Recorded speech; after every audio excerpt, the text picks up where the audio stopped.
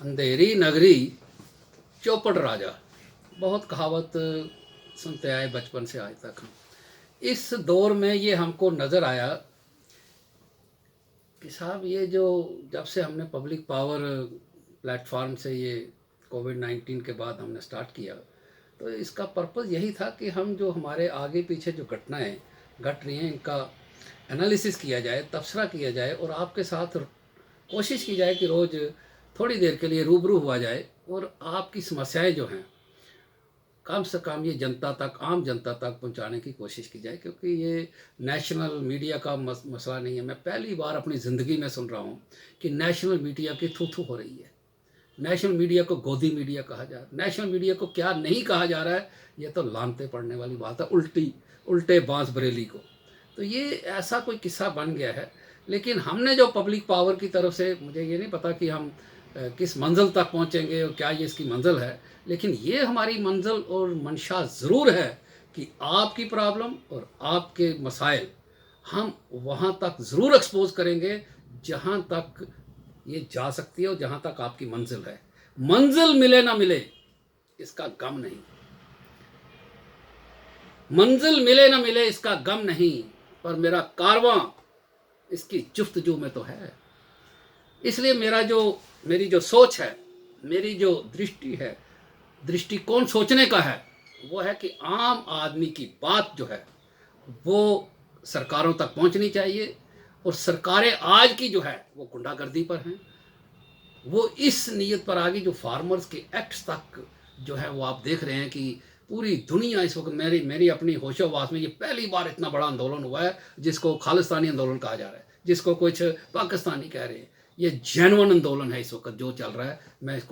मैंने आगे भी कहा था, मैं लोगों को, मासूम लोगों को, और बगैर लीडरशिप के ये चल रहे हैं, इसकी दाद देता हूँ कि साहब किस शांतिपूर्वक तरीके से ये आंदोलन कर रहे हैं ये लोग, और जो फार्मर्स हैं, सब लोगों को इनका साथ देना चाहिए। और ये जो कानून है, मैं हमेशा ये कहता हूँ, मेरी 47 साल प्रैक्टिस हो गई, कानून जो है वो लोगों की बेहतरी के लिए बनाए जाते हैं, लोग थोड़ी कानूनों के लिए बनाए जाते हैं। ये सरकार लोगों को कानून के लिए बना रही है, ये कोई बड़ी उल्टी जैसी बात है। कानून बनाने हैं हमारी बेहतरी के लिए। हमें ये बताया गया कि साहब देखिए, मैं कल भी, ये आज एक खबर भी छपी हुई है, बड़ा दुख होता है ये सुनने में भी देखने में भी। ये हमने कहा है कि clean up the dead woods. ये क्यों कहना पड़ा कि ऐसे ऐसे सरकारों के अंदर लोग हैं जिन्होंने इतने बड़े बड़े स्कैम जो हैं वो किए हैं जिसका अंदाजा भी आपको नहीं हो सकता। आप लोग सरकार के अंदर बैठकर आम जनता की ज़मीनें लेते हो, एक एक कनाल उन बच्चों को गुमराह करके कि एग्रीकल्चर लैंड दे दो। वो कोई अपने चाचे की ज़मीन, को अपने पिताजी की ज़मीन एग्रीकल्चर आरसपुरा जैसी जगह पे वो देता है, और एक उसको आप पॉलिसी बनाते हो कि साहब हम आपको 7 साल के लिए आप नौकरी करिए, आप उसके बाद आपको कंफर्म कर देंगे, लेकिन 1 कनाल ज़मीन आपकी जो है वो पहले गवर्नमेंट के नाम ट्रांसफ़र होती है। 2014 पे ये आपने पॉलिसीज़ बनानी शुरू की, 2007 से, इससे भी पहले बनाई, फिर रूल्स बनाए, फिर आप इन लोगों को आपने दे दी नौकरियाँ। तो ये 125 रुपये का मैं चार्ट देख रहा था, जो आज हमने पूरा चार्ट छापा हुआ है। ये अब देखिए इस चार्ट को, 125 रुपये पर डे कहीं दुनिया में है लेबर वेजिस, लेकिन आप लोगों को शर्म हया नहीं है। आप लोगों ने, पीएचई डिपार्टमेंट वालों ने तो इस कदर बेशर्मी की हद कर ली है कि आपने 125 रुपये रोज के भी इनको 46 महीने के नहीं दिए हैं। इनको कोर्टों में जाना पड़ा, अदालत हीनें दायर करनी पड़ी, दूसरी अदालत हीन की बेचारों ने दायर कर दी है। ये 125 रुपये में अदालत हीनों की दरखास्तें तैयार करवा के हाईकोर्टों में जाएंगे, या ये आप लोगों से, ये जिनको कारोबार करके तो ये बेचारे आपको ये जो मेहनताना है उनसे वो लेना है उन्होंने, अब मेहनताना देने को तैयार नहीं है। अदालतों में इतनी देर से ये मसले पेंडिंग हैं इनकी कंटेम्प्टों के। ये 125 रुपये की कंटेम्प्ट कितने साल चलानी है? 15-20 साल चलानी है। तो ये आप लोगों को ये तो संज्ञान लेना चाहिए ना, सेक्रेटरीट को भी। सब काम छांटे ही मारेगी आपको, हाईकोर्ट लाख लाख रुपए जुर्माना ही डालेगी और आपसे रिकवरी करेगी, और जब तक आपको नौकरी से हाईकोर्ट खुद नहीं निकालेगी आप लोग काम नहीं करोगे। तो ये गुड गवर्नेंस है। हम तो ये उम्मीद कर रहे थे कि 5 अगस्त 2019 के बाद यहाँ पे कुछ ना कुछ तो अच्छा होगा। आपने तो इस हालत में ला के खड़ा कर दिया लोगों को कि 125 रुपये रोज के भी इन मुलाजमों को, नहीं सिर्फ 55 मुलाजम है ये, जिनको ये 125 रुपये के हिसाब से देना है। तो मैं समझता हूँ जिन लोगों ने ये विद हेल्ड की ये पेमेंट, उन सबको नौकरी से बाहर निकाला जाए फौरी तौर पर। They are dead woods, arbitrary काम कर रहे हैं। इसी तरह से मैंने 2-3 बार, क्योंकि हमने गिल्ड में भी डिस्कशंस की, शिकायत आई लोगों की कि साहब इंफॉर्मेशन जो डिपार्टमेंट है जे.एंड का, ये भी एक डेन ऑफ करप्शन बन गया है ज़बरदस्त। करोड़ों रुपए फंड्स आते हैं, ऐड किसको जाती है? जिनसे कमीशन खाते हैं। ऐड किसको जाती है? जो इनके एजेंट्स हैं। ऐड किसको जाती है? जो किसी से पेपर छुपाता है, मशीन तक उसके पास अपनी नहीं है, किसको जाती है ऐड? तो आज इनका लेखा जोखा भी मैं इंफॉर्मेशन डिपार्टमेंट का शुरू करने वाला हूं, जो आगे काफ़ी किस्तों में चलेगा। काफ़ी मेरे पास इसका ये इतने चार्ट्स मेरे पास लोगों ने भेजे हैं कि ये डिटेल्स है कि किस किस जिस पेपर का नाम भी शायद हाईकोर्ट ने आज तक सुना नहीं होगा, आम आदमी ने सुना नहीं होगा। हज़ारों रुपए की ऐड, हज़ारों रुपए की। ये करप्शन नहीं तो इन लोगों को क्या करना चाहिए? आप लोग खुद बताइए गवर्नर साहब। मैं आपसे सवाल पूछता हूँ आज, ये आपका रुपया है, पब्लिक का रुपया है जो एडवर्टाइजमेंट्स में जाता है। मशीन है नहीं है इनके पास, किसी के पास। ये देखिए आप लोग 5-10 लोग होंगे, लेकिन कोई पॉलिसी आप लोगों की है ये कि नहीं है? जिन लोगों के पास मशीनें हैं, करोड़ों रुपए उन्होंने बैंकों के लिए हैं, करोड़ों रुपए बैंकों के देने हैं, आप उन लोगों को धेले की ऐड नहीं देते हैं? ये गवर्नर साहब आपको, लेफ्टिनेंट गवर्नर साहब आपको संज्ञान नहीं लेना चाहिए? लेना चाहिए ना आपको, कि आप लोगों के नाक के नीचे इंफॉर्मेशन डिपार्टमेंट जो है वो इस वक्त डेन ऑफ करप्शन बन चुका है। सबसे बड़ा पेट जो है, सबसे बड़ा तूफान जो है वो इंफॉर्मेशन डिपार्टमेंट ने लाया हुआ है, लूट खसूट का।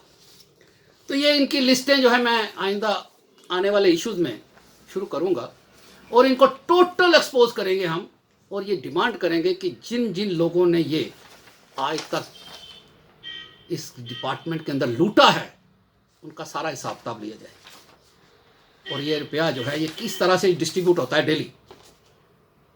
तो मेरा ये रिक्वेस्ट रहेगी कि वक्त रहते ये इन चीज़ों का संज्ञान लेना चाहिए। मैंने आज भी कहा कि साहब इन मुलाजमों की, बेचारों की 8,000 करोड़ रुपए का जहाज़ अपनी लग्जरी के लिए प्रधानमंत्री के लिए आ सकता है, लेकिन 125 रुपये पर डे के लिए, जो कि मेरे हिसाब से 700 रुपये इनको पर डे मिलना चाहिए। 18,600 रुपया सुप्रीम कोर्ट ने फिक्स किया है कि इससे कम की वेजिस किसी भी डेली वेजर को नहीं मिलेंगे।